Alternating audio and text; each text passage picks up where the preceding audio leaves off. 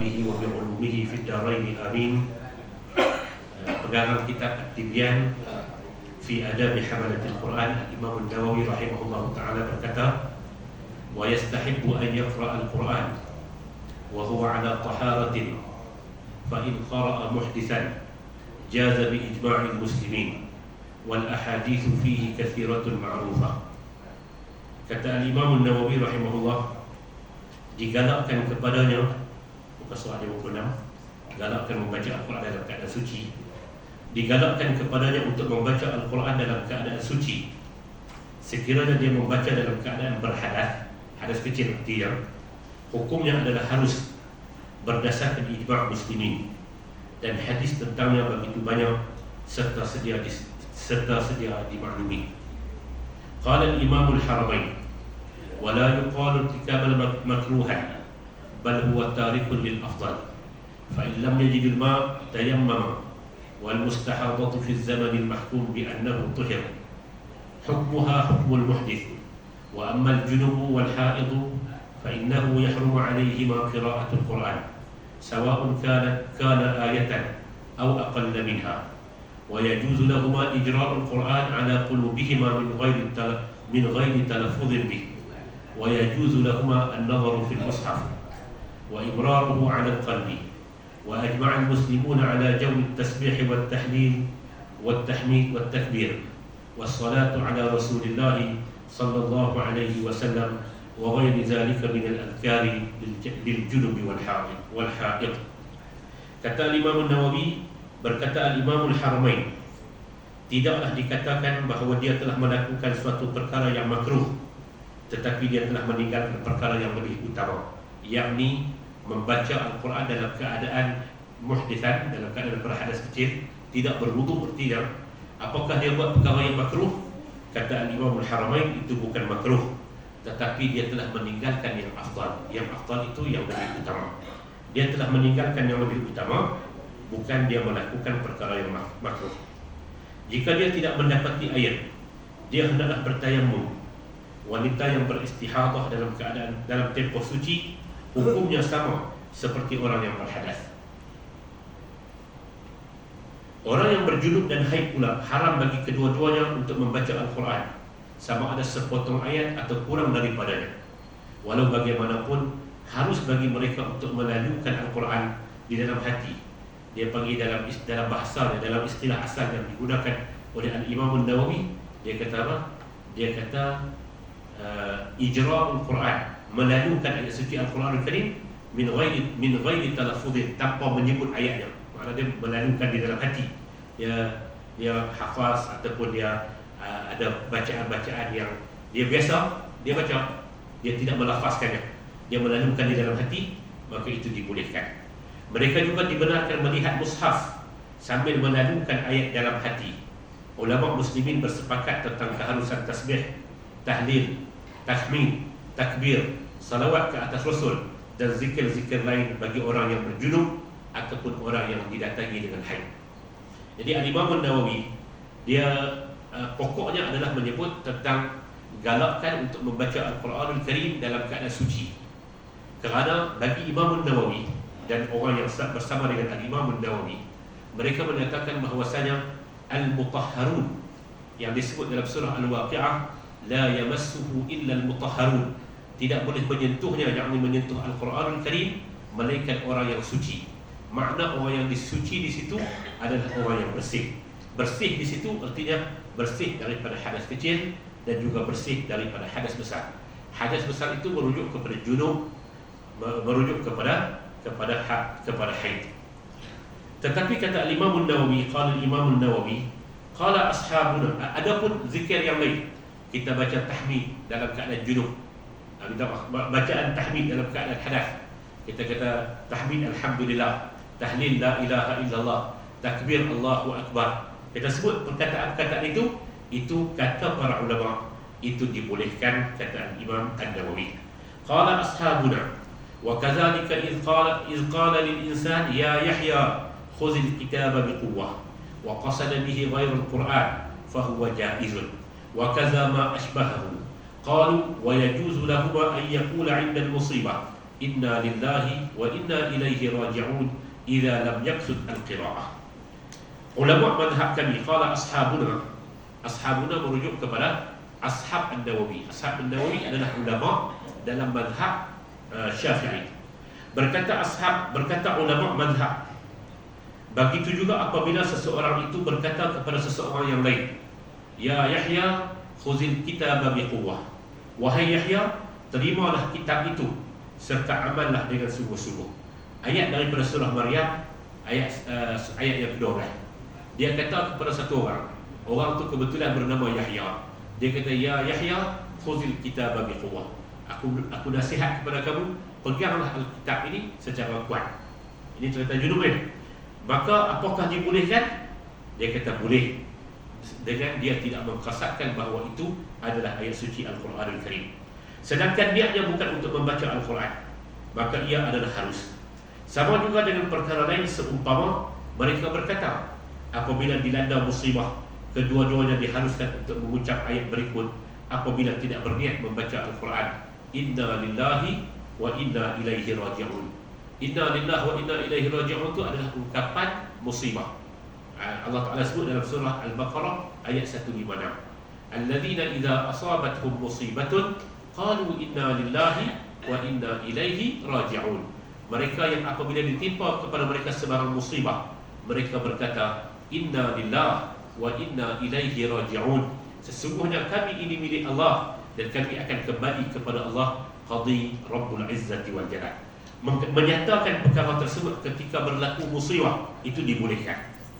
Makna orang yang dalam keadaan junub ataupun haid, dia bukan kasat dia bukan baca, kasat dia ialah dia adalah zikir. Dia kata inna lillah, ataupun dia adalah ungkapan doa inna lillah wa inna ilaihi raji'un. Sebarang musibah inna lillah wa inna ilaihi raji'un. Sebahagian daripada orang kita dah faham inna lillah wa inna ilaihi raji'un itu merujuk kepada bacaan ataupun ungkapan ketika mana ada orang mati. Mati ya. Orang kata tadi nampak budak tu terjatuh kau, inna lillah. Dia tak, tapi tak mati. Inna lillah. Inna lillah. Sebarang musibah. Al-Quran kata alladzina idza asabathum musibah. Orang yang apabila ditimpa kepada mereka musibah, mereka berkata inna lillah wa inna ilaihi raji'un. Ulama mazhab kami dari Khurasan adalah negara-negara mawara'un nahar, negara-negara yang di sebalik sungai.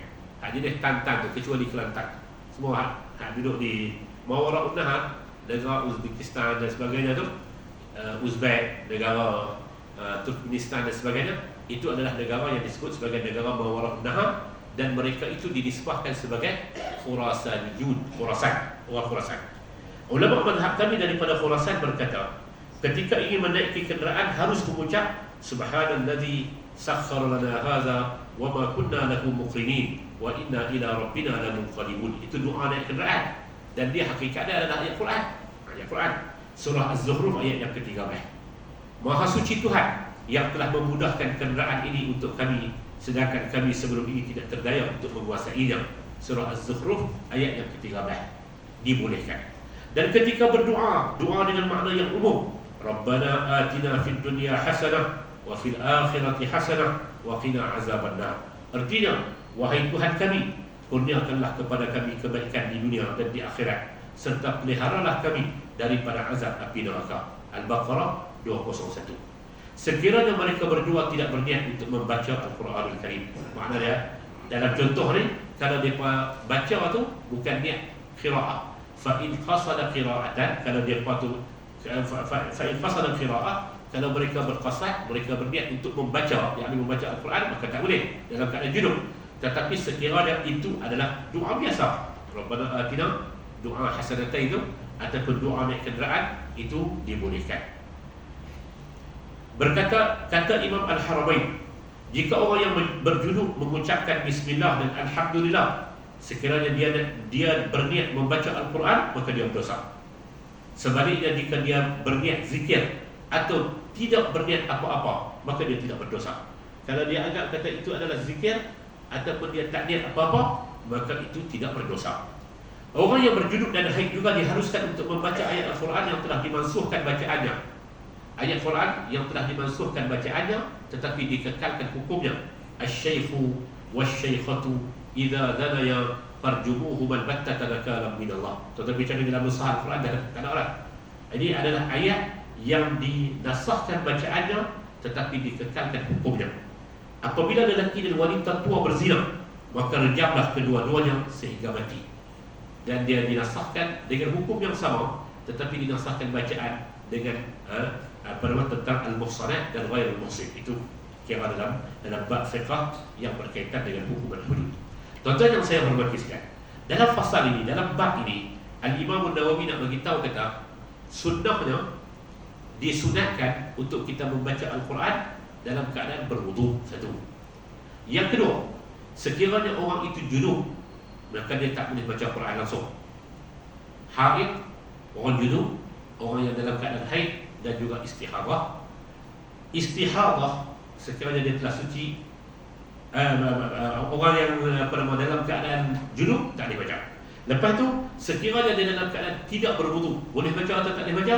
Boleh baca. Boleh baca.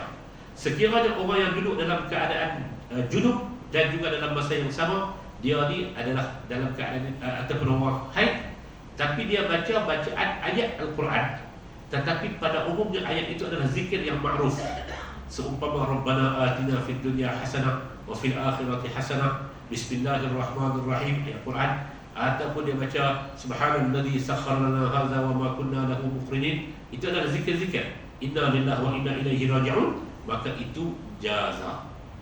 Apakah orang yang membaca Al-Quranul Karim dalam keadaan tidak berwudu itu berdosa? Makruhan? Berdosa ataupun makruh? Imam An-Nawawi kata tidak makruh, bahkan dia khilaful afdal, dia bertentangan dengan yang lebih afdal. Yang lebih afdal itu ialah membaca dalam keadaan berwudu. Membaca dalam keadaan tidak berwudu jaza, boleh, cuma dia khilaful afdal, dia khilaf dengan yang afdal. Habis. Bab seterusnya, membaca Al-Quranul Karim, membaca Al-Quranul Karim dalam keadaan bertayammum. Panjang juga ni, tapi dia punya kesimpulan akhirnya kita akan tengok di dua nuktah di paling akhir. Saya baca secara sekaligus. Membaca Al-Quranul Karim dalam keadaan bertayammum. Jika orang yang berjunub atau haid tidak mendapati air, saya 3 hari kena potong ke, dia cerita dia ayat tak ada langsung lah. Dia hendaklah bertayammum, lalu harus baginya membaca Al-Quran, salat dan lain-lain. Jika dia berhadas lagi, haram baginya berhadas, makna batal wudu, dengan itu juga membatalkan tayammum. Jika dia berhadas lagi, maka baginya mengerjakan salat, namun tidak haram untuk membaca Al-Quranul Karim. Tak boleh, haram baginya mengerjakan salat tapi baca Quran tak apa. Duduk di dalam masjid dan melakukan perkara lain yang tidak diharamkan bagi orang yang berhadas. Begitulah juga keadaannya apabila dia mandi kemudian berhadas kembali. Okay. Sama ya, macam kita sebut tadi ni. Baca dalam keadaan berwudu itu adalah yang afdal. Ini adalah antara hal yang dipersoalkan dan dianggap ganjil. Lalu dikatakan orang yang berjunub dilarang untuk salat, namun tidak dilarang membaca Al-Quran dan duduk di dalam masjid tanpa darurat. Bagaimana gambarannya? Maka inilah gambarannya. Seterusnya, dia tiada beza antara situasi yang kami sebutkan tadi dengan bertayammum orang yang berjunub ketika bermukim dan bermusafir. Sebahagian ulama mazhab Syafi'i menyebutkan apabila dia bertayammum ketika bermukim, maka dia dibolehkan salat, namun tidak boleh membaca Al-Quran dan duduk di dalam masjid. Sedangkan pendapat yang sahih ialah harus seperti yang telah kami nyatakan di atas. Tuan-tuan baca tu sekali, dia punya kesimpulan dia di 2 nuktah di muka surat 60 tu. Jika dia bertayammum, mendirikan salat dan membaca Al-Quran, kemudian dia melihat ayat, maka dia wajib menggunakan ayat itu. Lantas haram baginya membaca Al-Quran dan segala perkara yang diharamkan ke atas orang yang berjunub sehingga dia mandi. Jika dia bertayammum, mendirikan salat dan membaca Al-Quran, kemudian ingin bertayammum lagi kerana berhadas, hendak melakukan suatu ibadah fardu yang lain atau selainnya, maka tidak haram baginya membaca Al-Quran menurut pandangan yang sahih lagi terpilih. Al-asah dan al-aftar. Dalam masalah ini terdapat satu pendapat sisi ulama mazhab Syafi'i bahawa dia bahawa ia tidak harus, namun pendapat pertama lebih masyhur. Apabila orang yang berjunub tidak menemui air ataupun debu, dia perlu juga mendirikan salat bagi menghormati waktu menurut kemampuannya. Namun haram baginya membaca Al-Quran di luar salat dan membaca surah lain selain surah Al-Fatihah di dalam salat. Adakah haram baginya membaca surah Al-Fatihah? Di sini terdapat dua pandangan dalam kalangan ulama mazhab Syafi'i. Nuktah yang pertama, pendapat sahih yang terpilih adalah tidak haram, bahkan wajib kerana salat tanpa surah Al-Fatihah tidak sah. Sebagaimana harus mendirikan salat kerana darurat disamping dalam keadaan berjunub, maka bacaan Al-Quran itu juga menjadi harus. Tidak harus, tetapi dia hendaklah membaca zikir-zikir yang dibaca oleh orang yang tidak mampu, iaitu yang tidak menghafaz sesuatu ayat Al-Quran pun kerana dia dianggap sebagai tidak mampu menurut syarak. Maka jadilah dia seperti orang yang tidak mampu secara hakiki. Namun pandangan yang tepat ialah pandangan yang pertama tadi. Segala cabang masalah yang saya sebutkan ini perlu untuk diketahui. Sebab itulah saya menyatakan dengan ibarat yang seringkas mungkin, jika tidak, semua itu mempunyai banyak dalil dan tambahan penerangan yang diketahui dalam kitab Al-Mutawwalat dan kitab-kitab fiqh yang panjang-panjang. Wallahu ta'ala a'lam bis-shawab. Cerita dia apa? Ceritanya orang yang haid ataupun orang yang dalam keadaan janabah, orang yang dalam keadaan junub. Sesi yang pertama adalah orang yang dalam keadaan hadas. Bila hadas, dia ambil wudu, dia bertayamum. Dia cerita tak ada ayat, dia bertayamum, maka dia boleh baca Quran. Dia baca atau dengan makna menyentuh. Dia boleh baca Quran, dia boleh menyentuh Quran, dan dia juga boleh mendirikan sembahyang. Habis satu masalah. Cuma kalau sekiranya dia batal dengan batal wudu lah, makna dia berhadas semula, maka pada ketika itu dibolehkan kepadanya untuk membaca Al-Quran, tetapi tidak dibolehkan baginya untuk sembahyang. Sebab kalau sekiranya batal, sama dengan batal wudu. Habis cerita tu. Cerita yang kedua adalah orang yang haid dan juga orang yang janabah, orang yang dalam keadaan junub. Macam mana keadaan dia balik? Keadaan dia balik ialah apabila mereka telah berjunub, maka tak ada ayat. Tak ada ayat, ada tiga keadaan. Keadaan yang pertama, mereka bertayamum dan mereka boleh baca, mereka boleh sembahyang, mereka boleh baca Quran. Sekiranya tayamum itu batal dengan berhadas semula, maka pada ketika itu tak boleh sembahyang, tak boleh baca Quran. Pada satu pandangan, kerana pada waktu itu dia sudah duduk dalam keadaan dia orang yang diharapkan membaca Al-Quran kerana dia berjunub. Kecuali hak zikir-zikir macam tadi tu, hak itu selesai dalam pasal yang tadi. Dalam keadaan yang ketiga, yang ketiga ni dia bertayamum, dia bertemu dengan ayam. Dia bertayamum, kemudian dia bertemu lepas selesai tayamum tu, selesai sembahyang dan baca Quran dengan tayamum, tiba-tiba berjumpa dengan ayam. Macam mana cara dia? Sembahyang tadi macam mana? Sembahyang tadi perlu diulang kerana ayat telah ditemui.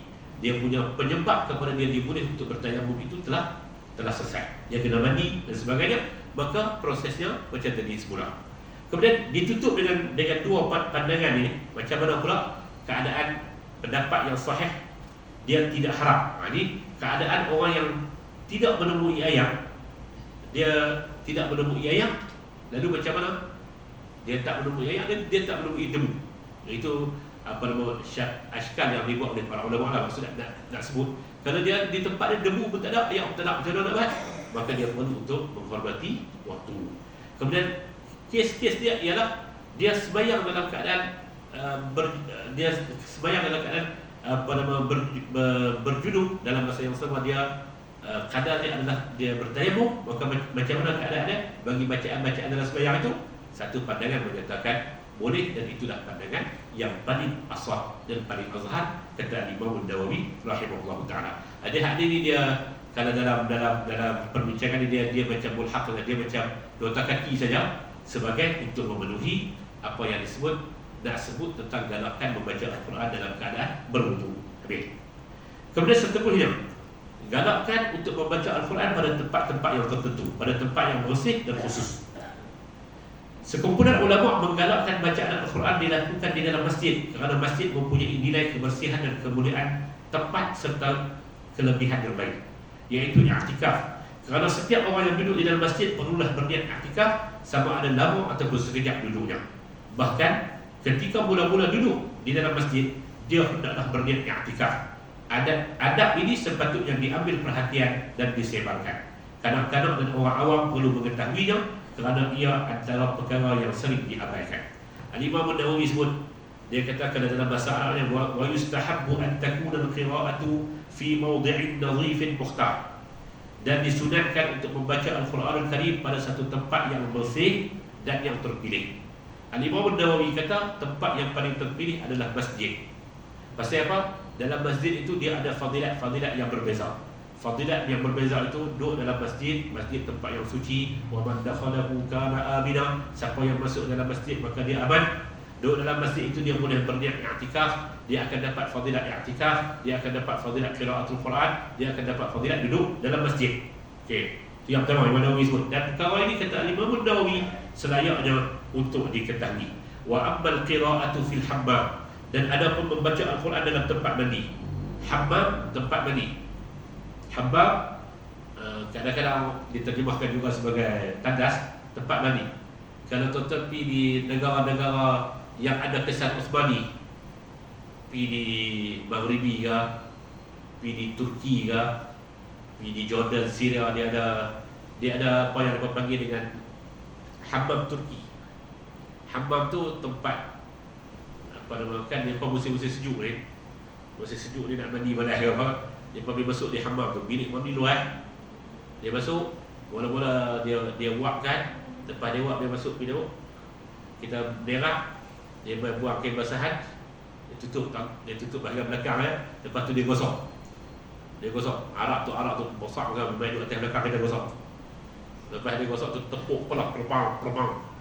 Buang segala daki-daki berapa lama tu. Lepas tu kita pergi mandi semula. Lepas mandi tu main duduk, dia urut.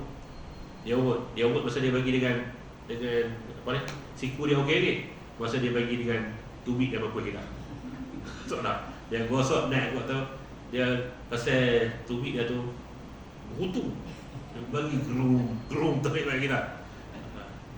Lepas tu bakit dia bubuh pula. Lepas tu dia lap dengan kita. Dia semua pergi duduk satu tempat, dia jamu syai. Itu hammam. Hammam dalam tradisi orang di sini cukup banyak. Dia ada satu hammam lama, hammam zaman Uthmani, lama duduk dekat Suq Hamidi ataupun zaman Amawi juga. Suq lama. Ustaz Fahmi pernah masuk situ dengan kawan-kawan yang nak belajar waktu tu. Ustaz Fahmi kata siapa yang berasa nak masuk neraka, siapa yang nak berasa belagak dengan neraka lah, cuba main rasa ni tu. Hammam tu berapa tak nak duduk. Dia keluar main wang tu. Hammam. Jadi hammam yang dimaksudkan oleh Al-Imam An-Nawawi di sini adalah hammam tu kan. Hammam tu. Wa ammal qira'atu fil hammam, berkenaan membaca Al-Quran di tempat mandi. Para salaf berselisih pendapat pada hukum makruhnya. Ulama kami berkata tidak makruh. Pandangan ini dinukilkan oleh imam yang disepakati ketinggian ilmunya, Abu Bakar bin Al-Munzir di dalam kitab Al-Ishraf, daripada Ibrahim An-Nakhai dan Malik, serta turut merupakan pendapat Atta. Manakala ramai juga yang menghukumnya makruh. Antaranya adalah Ali bin Abi Thalib dan Ibnu Abu Dawud meriwayatkan pandangan tersebut daripada beliau, serta turut disampaikan oleh Ibnu Munzir daripada sekelompok tabi'in. Antaranya adalah Abu Wa'il Syaqiq bin Salamah, Asy-Sya'bi, Hasan Al-Basri, Makhul dan Khabisah bin Zubair. Kami juga meriwayatkannya daripada Ibrahim An-Nakhai, dan ulama kami menyampaikan hukum ini daripada Abu Hanifah. Ashabuna, ulama kami merujuk kepada ulama dalam mazhab Asy-Syafi'i. Ada dua pandangan dengan nama-nama yang disebut tadi. Tuan-tuan dan dapat nama siapa betul tak? Pandangan yang menyatakan makruh, pandangan Ali bin Abi Thalib. Siapa lagi yang kata Atta dan sebagainya. Pandangan yang menyatakan tidak makruh. Bila tidak makruh, harap sudah tentu lagi jawab. Tidak makruh, tapi tak disunatkan. Boleh sampai waktu duduk di masjid tak mau baca, waktu duduk dalam kereta tak mau baca, masuk tempat mandi dia baca. Ini pun satu hal juga. Ada yang menyatakan tidak makruh, iaitulah antaranya ialah Ibrahim An-Nakhai, antaranya adalah Imam Atta, dan itulah juga pandangan seramai mungkin, seagak ramai daripada ulama mazhab Syafi'i. Rujukannya adalah tempat mandi yang dia tadi. Tempat mandi yang sudah tentu tidak ada padanya tempat merah. Asy-Syafi'i berkata, Makruh membaca Al-Quran pada 3 tempat. 1 tempat mandi, 2 tempat buang air, dan 3 kawasan mengisap gandum. Diriwayatkan daripada Abu Maisarah, katanya tidak layak disebut nama Allah melainkan di tempat yang baik. Wallahu a'lam bis-shawab. Tu Syami. Berkenaan membaca Al-Quran, pandangan baca Al-Quran tempat mandi ni, sekali lagi saya sebut, dia menunjuk kepada hammam. Hammam macam tu, hammam. Maka ada 2 pandangan para ulama. Satunya adalah menyebut tentang apa? Tempat mandi itu, hammam itu makruh baca Quran padanya. Ali bin Abi Thalib dan ashabnya.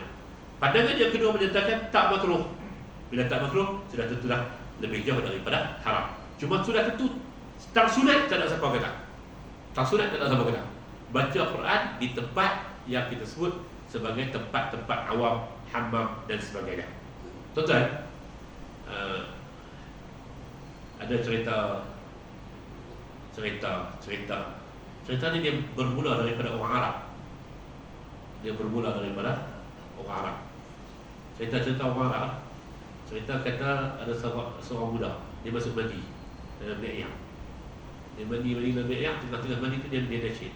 Tala'al badru 'alaina min saniyatil wada'i wajaba syukru 'alaina ma da'a lillahi da'i. Pak dia nak dengar, pak dia pergi tu pegang tangan keluar dia badul. Dia badul anak dia teriak cukup teruk. Mak dia mai.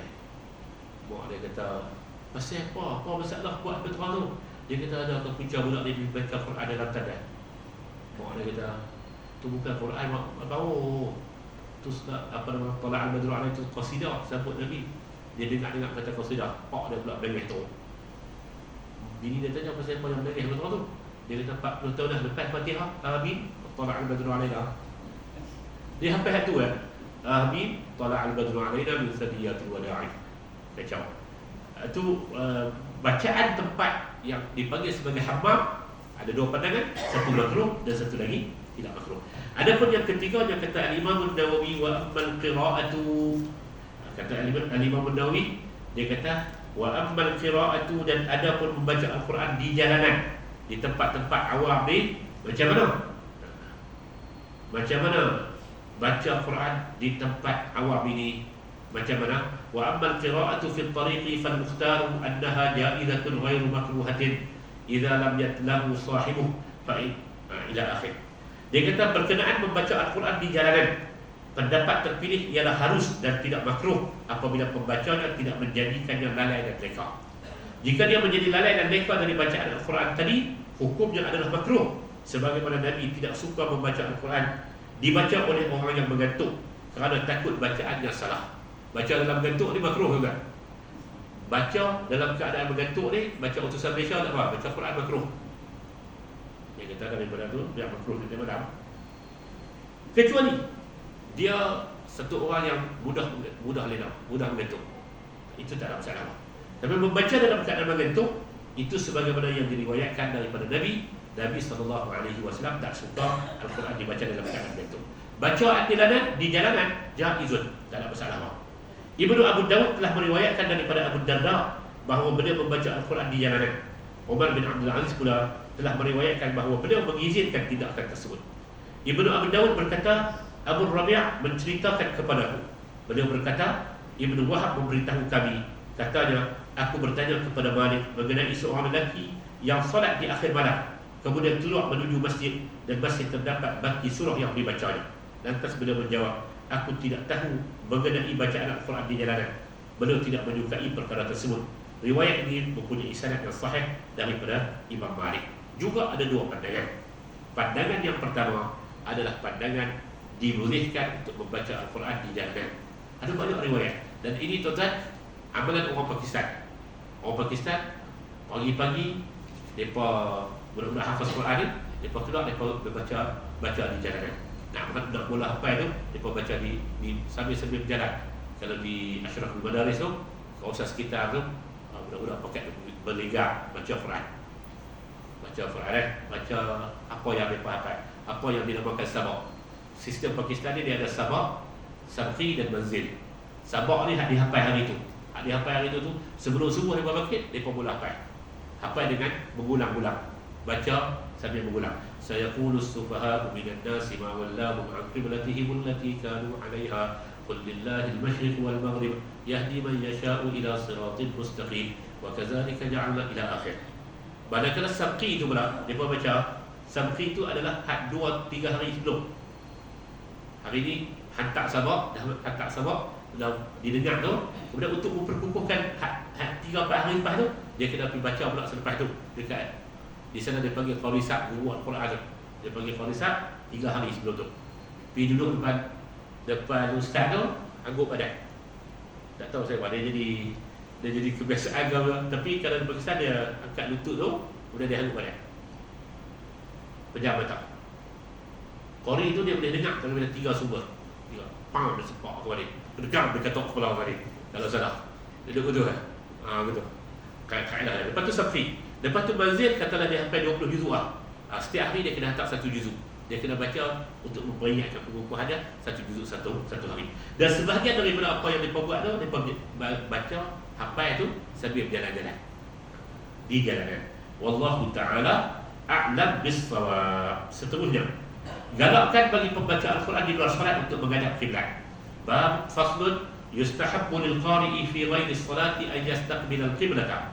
Disunatkan, digalakkan bagi para pembaca Al-Quran di luar sembahyang untuk menghadap juga ke arah kiblat. Faqad jaa'a fil hadis khairul majalisi mastuqbila bihi al-qiblah. Kerana hal ini terdapat dalam sebuah hadis, khairul majalisi mastuqbila bihi al-qiblah. Sebaik-baik majlis adalah yang menghadap ke arah kiblat.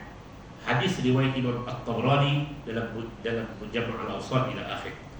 Dia disarankan untuk duduk dengan khusyuk, tenang dan tenteram serta menundukkan kepalanya. Cara duduknya ketika bersendirian tetap perlu mengelokkan adab dan merendahkan diri seperti dia duduk di hadapan gurunya. Inilah cara yang paling sempurna. Jika dia membaca Al-Quran secara berdiri, berdiri di tempat tidur atau dalam apa keadaan jua pun, maka ia adalah harus dan dia mendapat pahala. Namun yang afdalnya duduk dalam keadaan lendik, tertib elok. Tapi kalau dia baca sambil-sambil tidur, dia baca sambil-sambil mengiring, dia baca sambil-sambil tengok handphone. Imam Nawawi tak tulis lah zaman dia tak nak handphone. Baca sambil-sambil apa-apa sambil pun, kalau dia baca tidak melencongkan dia daripada khusyuk dia tu ataupun daripada tumpuan dia kepada ayat tu, maka jaza, dibolehkan. Dia tak berdosa. Namun kurang afdal berbanding dengan cara yang pertama tadi. Yang paling afdal adalah duduk dalam keadaan yang baca dalam keadaan tumakninah, dalam keadaan tenang, dengan baca betul-betul bagi tumpuan. Sebahagian daripada para ulama antaranya Ismail Zaid menyebutkan antara makna kata kita baca dalam keadaan tadabbur tu duduk. Sebab kita tak boleh tadabbur kalau kita baca dalam keadaan sambil-sambil. Kita tak boleh tadabbur. Tadabbur maknanya kita nak perhati ayat tu. Allah Ta'ala berfirman, Inna fi khalqis samawati wal ardi wa ikhtilafil laili wan nahar la ayatin li ulil albab alladhina yadhkuruna Allaha qiyaman wa qu'udan wa 'ala junubihim wa yatafakkaruna fi khalqis samawati wal ard ila akhir ayat surah Ali Imran 190-191. Allah Ta'ala kata, sesungguhnya pada kejadian langit dan bumi, pada pertukaran malam dan siang, ada tanda-tanda kekuasaan dan kebijaksanaan serta keluasan rahmat Allah bagi orang yang berakal. Siapa dia orang yang berakal? Iaitulah orang yang menyebut dan mengingati Allah semasa mereka berdiri, duduk dan semasa mereka berbaring. 3 keadaan. Alladzina yadhkuruna Allaha qiyaman, diri, wa qu'udan, duduk, wa 'ala junubihim, dalam keadaan berdiri. Tuan-tuan, berdiri dengan pelbagai cara, duduk dengan macam-macam nama, dan berbaring dengan macam-macam posisi. Itulah saja pergerakan kita. Betul kan? Lebih daripada tu tuan-tuan boleh buat apa? Turi buyung? Nama-nama boleh buat? Tak ada. Keadaan kita 3 tu secara normal. Sama ada berdiri, berjalan juga berdiri, berlari juga berdiri. Apa macam-macam jenis berdiri. Duduk ni kalau dalam bahasa Arab dia ada julus, dia ada qu'ud. Duduk dalam keadaan nama qu'ud ke, nama julus ke, nama muttaqi' ke, nama apa ke, itulah dia pergerakan. Itulah dia manusia. Satu lagi berbaring, bergiring ke, terlentang ke, berderak ke, hak tu hak kategori tu. Wa 'ala junubihim. Itulah saja pergerakan manusia. Hak melangkah apa tak tahu hala tu, terus tu manusia. Raja mana pun dia tak boleh tungin puyuh tu kan. Besar tak mana kuasa pun tak boleh. Itulah tiga keadaan. Yahya Sinwar ni yang ketua Hamas di Gaza tu. Rumah dia dah 48 jam dikepung. Rumah dia telah 48 jam dikepung. Dia dikepung. Sama ada dia tentera Israel kata, IDF kata dia ada rumah. Dia nak cari sebab untuk untung penggunaan tu ya. Dia kata dia ada rumah. Selepas 42 jam rumah dia dikepung tu, dia buat keluar suara. Dia hantar suara kata dia duduk dalam keadaan selamat dan dia tidak duduk di rumah dia. Dan dia isytihar kata dalam masa beberapa detik daripada sekarang kamu akan dapat khabar yang buruk, wahai tentera Israel. Lepas suara tu disiarkan, 15 minit lepas tu 3 orang tentera berpangkat besar Israel telah mati di Khan Yunis. Dia nak beritahu tempat duduk dia tu di Khan Yunis. Yahya Sinwar ni dia kena penjara seumur hidup banyak kali ya. Yang terakhir tu dia duduk pada tahun, dia masuk dalam tu, dia belajar bahasa Ibri. Bahasa Ibri tu bahasa yang pokok Israel cakap tu. Bahasa Ibri tu dia cakap, dia lebih lancar daripada orang yang cakap bahasa Ibri yang asal. Beberapa tahun lepas, ketika mereka nak buat pertukaran tawanan, mereka masuk TV Israel, pergi masuk untuk temu ramah dengan dia dalam penjara. Dia tanya macam mana kedudukan Hamas. Dia kata dia nampak Hamas tak berapa nak boleh berlawan dengan kekuatan Israel dari segi ketenteraan. Senjata yang ada kepada Hamas ni adalah kebergantungan daripada Allah. Kalau kata dari segi persenjataan dia, hampa akan menang. Atas kenyataan dia tu, mereka duk rasa kata dia dah 23 tahun kena penjara. Letih dah kot. Mereka lepas dia. Lepas daripada pihak Israel tu hantar dia balik Gaza. Hari pertama dia balik ke Gaza tu, dia istihad. Hampa jaga. 8 bulan ni aku tembak apa. Hampa jaga. Dia balik. Dia dilantik sebagai ketua untuk Hamas dalam wilayah Gaza. Manakala Ustaz Ismail Hadir dilantik sebagai Rais Maktab Siasi, ketua biro politik, baru aktif daripada luar. Dan Ustaz Khalil Mash'al dilantik sebagai ketua Hamas untuk seluruh dunia. Luar. Hasil tersebut kata dalam kenyataan dia baca ayat ni, dia kata aku nak beritahu kepada Israel Jabbarah, Israel yang bodoh ni, bahawasanya manusia ni, aku dan hampa hanya boleh bergerak dalam 3 keadaan: berdiri, duduk ataupun berbaring. 3 keadaan aku akan tetap lawan hampa. Sama ada aku berdiri, aku duduk ataupun aku berbaring, aku tetap akan lawan hampa. 3 jam lepas mereka hancur kawasan perumahan dia Yahya Sinwar. Saya ingat lagi 2-3 selalunya dalam pukul 12 waktu Malaysia, 12 lebih tu, Usama Hamdan akan buat kenyataan harian daripada Lubnan. Dia akan buat kenyataan harian bagi tahu apa jadi siapa mati dan sebagainya. Israel tak dapat. Dia bunuh ramai, tapi dia punya hasrat dia tak capai lagi. Hasrat dia tak capai lagi. Dia nak kalahkan Hamas untuk kali ini, tak capai lagi. Yahya Sinwar kata, dia kata adalah terowongan yang telah ditemui, tapi semua terowongan itu telah kami siap untuk hapuskan. Kami bom sendiri, tak biar masuk dalam tu. Dia kata dia pada pasar ayam, dia pada pump ayam laut untuk masuk dalam terowongan.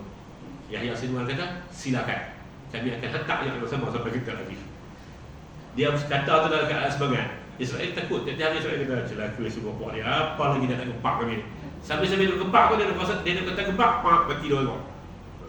Dan untuk kali ni tak tahu bila nak mati ya. Cuma ramai orang, sebahagian orang yang dia faham macam mana tu. Dia kata bagi Hamas kena buat gencatan senjata lah. Kalau perang sangat kata boleh bebas Masjidil Aqsa, kacau lah, khidmat dekat dah. Hak kawan takut khidmat dekat dah umur 79. Kalau tak khidmat pun mati kan. Dia tuan-tuan hadirin mukminin sahabat kita, ayat tadi saya nak sebut tu kan. Hujah Yahya Sinwar ataupun perkataan Yahya Sinwar tu kata, sama ada aku berdiri ataupun aku duduk ataupun aku berbaring, apa keadaan apa aku lawan Israel, aku tetap akan lawan Israel untuk membebaskan bumi Palestin ini. Pasal itu saja 3 pergerakan manusia. Manusia tak ada pergerakan lebih daripada tu kan.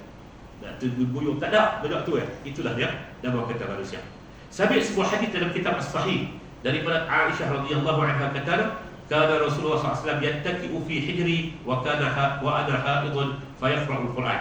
Sesungguhnya Rasulullah SAW bersandar ke pangkuanku ketika aku didatangi haid, lalu baginda membaca Al-Quran. Yattaki, sandar lagu tu, dan juga duduk depan, merangkul kaki daripada arah depan. Itu dipanggil yattaki. Dalam riwayat yang lain disebut yaqra'ul Quran wa ra'suhu fi hajri. Baginda membaca Al-Quran dalam keadaan kepalanya berada di atas pangkuanku.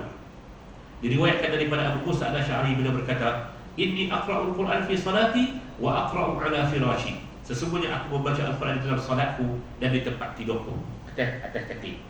Diriwayatkan daripada Aisyah pula katanya, inni la aqra'u hizbi wa ana muttaji'atun ala sarir. Sesungguhnya saya akan membaca hizib ketika mana berbaring mengiringi tempat tidurku. Hizib ni makna apa? Hizib ni maksudnya adalah bacaan-bacaan yang tertentu yang kita kenal atas diri kita. Macam Imam Nawawi, dia himpun nama dia Hizib An-Nawawi, kan? Imam Al-Banna, dia himpun nama dia Al-Ma'thurat. Ada nama dia Hizib Bahar, ya. Itu adalah bacaan-bacaan yang kita letakkan. Aisyah radhiyallahu anha ada bacaan-bacaan yang tertentu yang dia letak untuk diri dia. Dia baca untuk diri dia. Maka itulah yang dipanggil dengan hizib.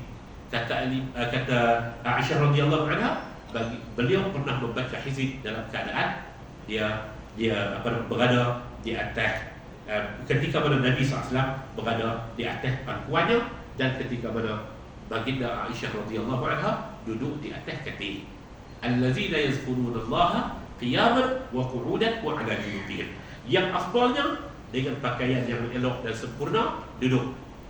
Ini ramai para ulama kita kalau ada duduk-duduk. Dan antara ulama kita yang semasa, almarhum Ustaz Siddiq Fadil, depan rumah Ustaz Siddiq Fadil itu ada satu balai, nama dia Balai Rakyat. Daripada rumah dia untuk bayar keluar ni, beliau kerap kali dalam satu, kami pernah berkunjung kat dia keluar dalam keadaan, dia dah duduk dalam Balai Rakyat tu, dia duduk dalam keadaan pakaian yang sempurna. Kan saya tanya dia, bersama Ustaz, dia kata nak baca Quran, dia kata buatlah. Nak baca Quran, nak baca kitab-kitab ni, buat dalam keadaan yang senonoh lah sikit maksudnya. Yang afdal lah, yang afdal tatayyub dan sebagainya, duduk kemudian baca ayat suci Al-Quran Karim. Dan itulah kaedah untuk kita tadabbur. Tapi nak baca dalam keadaan lain, kata Al-Imam An-Nawawi, dia tak ada masalah apa baca dalam keadaan-keadaan lain, sama ada dalam keadaan diri ke, diri sembarang jenis diri cacang ke, diri berjalan ke, diri apa, dia duduk atas kursi ke, duduk sila ke, semua keadaan boleh untuk membaca ayat suci Al-Quran Karim. Cuma Imam Nawawi kata dari segi afdal, hak macam tadi lah, dari segi afdal macam tadi. Tuan-tuan, Sayyidina Abu Bakar dia ada satu petua tentang baca Quran ni. Lagi dalam bab selepas ni kita akan main. Dia galakkan membaca bismillah awal surah apa semua. Kemudian dia galakkan untuk kita baca sambil tadabbur. Bila sampai kepada ayat rahmah, kita buat macam mana? Sampai kepada ayat yang azab, buat macam mana? Abu Bakar ada satu kaedah dalam membaca Al-Quran Al-Karim. Kata Abu Bakar, fa'in lam tabki fatabaka. Kalau baca Quran sampai jumpa ayat azab, minta berlindung daripada azab dan sebagainya, kalau tak boleh teriak, fatabaka, buat teriak. Fa'in lam tabki fatabaka. Aisyah ketika mana Nabi SAW suruh Aisyah pergi bagi tahu ke Abu Bakar, pergi bagi tahu ke ayah kita, sebab Nabi adalah menantu kepada Sayyidina Abu Bakar. Bagi tahu kepada Sayyidina Abu Bakar untuk dia ganti hujung-hujung hayat Nabi kan, untuk dia ganti jadi tu imam. Kata Aisyah, tak boleh ya Rasulullah, fa innahu buka. Abu Bakar ni orang yang mudah untuk menangis. Dia jumpa ayat-ayat yang cerita tentang azab, dia akan menangis, merisau-risau. Dia akan, itu adalah Abu Bakar. Nabi kata apa? Nabi kata hampa ni betul-betul perangai macam sawahib sawahib Yusuf. Kan di ketiga ayat, hujung ayat Nabi. Nabi kata inna kunna kasawahib Yusuf, inna kunna kasawahib Yusuf. Hampa semua ni macam sawahib Yusuf. Sawahib Yusuf tu apa? Perempuan yang tu isteri-isteri, persatuan isteri-isteri pembesar Puspanita cawangan, itulah cawangan Mesir. Dia pun ni banyak cakap begitu. Nabi waktu tu Nabi sakit. Lepas tu Nabi bagi orang lain pula suruh pergi bagi tahu kat Sayyidina Abu Bakar untuk Abu Bakar menjadi tu imam. Abu Bakar ni satu orang yang bila dia lalu kepada ayat rahmat, suara dia makin menurun, mengharapkan keadaan itu sampai kepada dia. Bila lalu kepada ayat-ayat yang penuh dengan kemurkaan, dia akan menangis. Itulah Sayyidina Umar, Sayyidina Abu Bakar As-Siddiq radhiyallahu taala anhu wa arda. Dia kita akan jumpa ayat hadis-hadis yang seumpama itu sebagaimana yang dibawa oleh imam kita Al-Imam An-Nawawi rahimahullahu taala wa adama nafa'a bihi wa bi ulumih. Itulah dia sedikit pembacaan mengambil barakah daripada kitab At-Tibyan fi Adabi Hamalatil Quran. Mudah-mudahan ada manfaatnya, mudah-mudahan Allah Ta'ala merahmati kita bersama. Wa sallallahu ala nabiyyina Muhammad wa ala alihi wa sahbihi wa baraka wa sallam.